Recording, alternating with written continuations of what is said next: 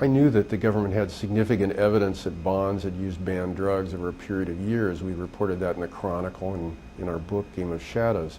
But I wasn't at all certain that the government would pull the trigger on a perjury indictment.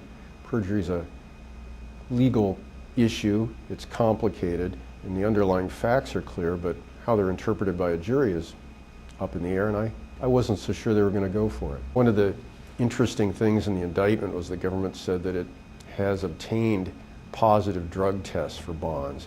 When Bonds went to Balco, which distributed undetectable steroids, Balco scientists there would drug test the clients to see what was in their blood and also to see if the new drugs they were taking was kicking out on the screens. The government said they seized multiple positive tests that show Bonds was using drugs during this period. He says he didn't do it, and his lawyer says he didn't do it, and they want to go to trial. And so we'll have a trial, and there'll be at stake will be his freedom if he's convicted of these charges. The guidelines probably call for 30 months in prison.